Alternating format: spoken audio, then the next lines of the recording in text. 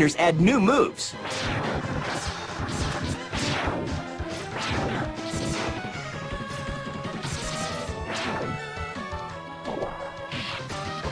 And new characters to give gamers a different experience. Yeah, the Mega Man X series was very different from the originals. It still had the same type of gameplay. The character was similar, but it took place in a different time frame. The Mega Man X games are harder. I tend to not like the Mega Man X series, mainly because it's really hard. I feel like breaking my controller when I play them. They're much more serious in tone. The boss characters in the original Mega Man games are a little more comical and lighthearted and more colorful. The Mega Man X characters are hard and metallic, and the games are, some of those games are brutally difficult. Yet the game finds its fans. So it was this really cool techno quality to Mega Man. It was really neat. Like, all the bosses were a lot more extravagant. All the sprites were a lot more colorful. Instead of the basic Flame Man, you had like mantises and peacocks and all these really extravagant creatures and bosses that you really didn't expect in the Mega Man universe. But when they make a flamingo robotic, it's cool for some reason. Dr. Wily knew what he was doing. Mega Man X arrives in stores in 1994. And Mega Man fans take notice. Mega Man's popularity is on the rise, and Capcom releases two games only a few months apart, Mega Man X2 and Mega Man 7. For the first time, Capcom allows two separate series to continue simultaneously, both the X series and the Classic series. It got to a point where there was just a new Mega Man game coming out practically every year. I don't know if everybody was on top of that and was just continuing to buy all the Mega Man games, but the fact that there was a steady stream of games with that character in it, you know, really guaranteed that he would continue to be successful even when the newer systems started to come out.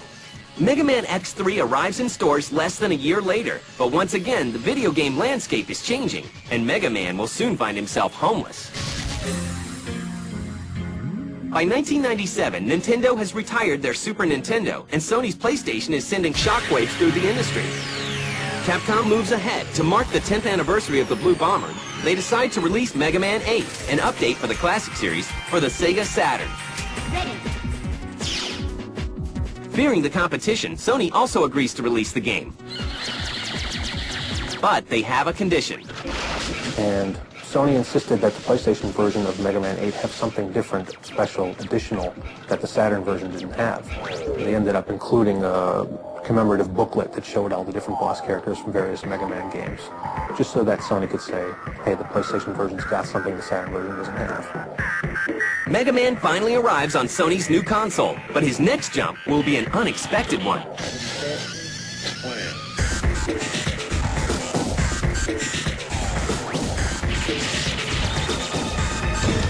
In 1998, Capcom follows up Mega Man's arrival on the PlayStation by agreeing to Sony's demand for a new look at the little robot. Wait a second. Where are you going, Mega Man? That's not the right way. But the overhaul will take some work. The Mega Man series is originally a 2D game, and trying to transform that 2D game into a 3D world. How would Mega Man look as he's jumping in a 3D world? How would he look as he's firing, running, all in this 3D world? So many different animations and movements you have to think about that aren't considered in 2D because they don't exist. I was going to have to say there's one particular trait about the Mega Man Legends series that really stands out. It would have to be that you're on an adventure. I'm okay, Roll. Everything's all right here.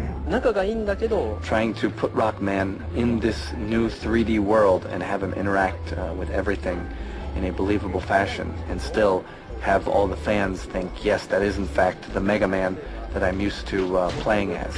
Trying to keep that image was very difficult. It's a game that utilizes 3D, a really free world where you can go and do anything you really want to. It's not very linear.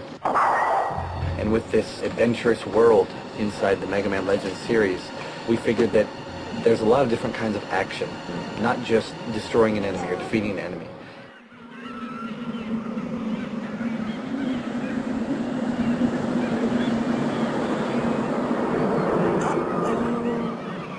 Other kinds of action are just, for example, walking down the road and maybe you kick a can or you shoot down a tree or something like that.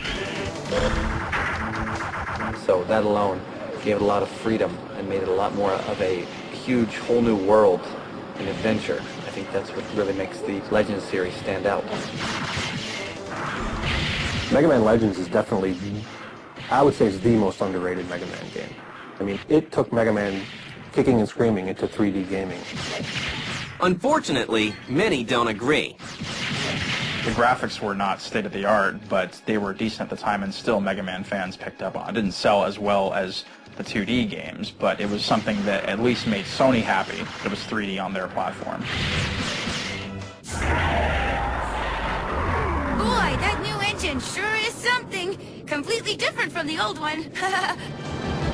Following the leap into the third dimension, Capcom begins to look for other video game genres for their star to explore.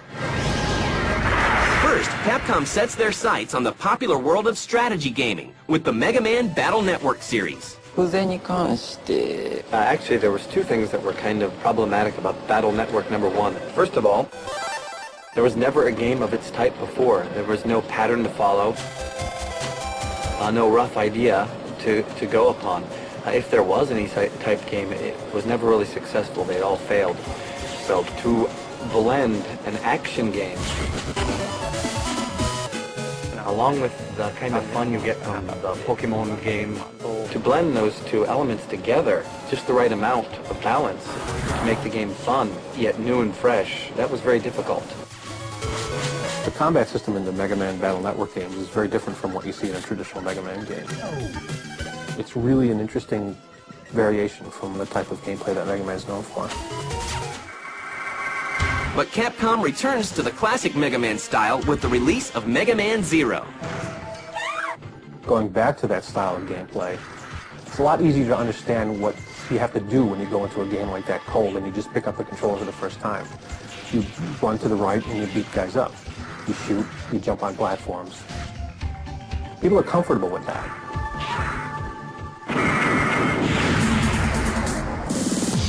In 2003, Capcom celebrates the 15th anniversary of its beloved character and releases updates to all three of its ongoing Mega Man series.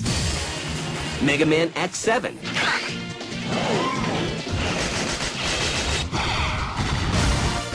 Mega Man Network Transmission,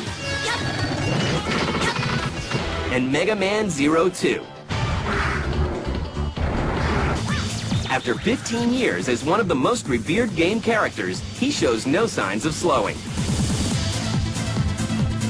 But Mega Man is Capcom's biggest selling game series of all time.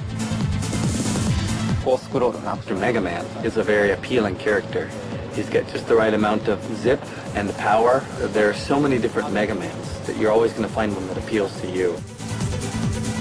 Mega Man's still around today is because he's one of the staples of gaming history. They're going to keep making them damn things until he dies. I don't know. He is what they live on still. There are so many games and so many fans of Mega Man that he's never going to die. I'm sure they're going to continue to do a lot more and a lot better Mega Man games. He's here to stay.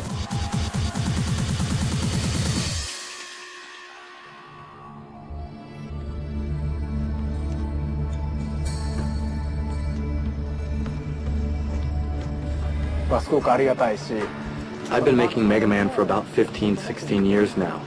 It's a long time, but I still haven't had enough of him. He's a great character. I've always loved him, and I want to continue to keep making games with him in it. There's no reason to stop if you've got something good on your hands. As you can see, I have a lot of different sketchbooks here, and this isn't all of them.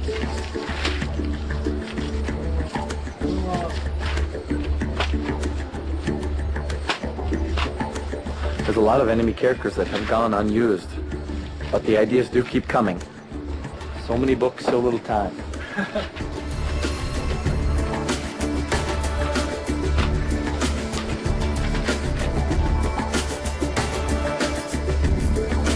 person who probably taught me the most in the gaming industry about what it's like to make a game would probably have to be the Blue Bomber himself, Mega Man.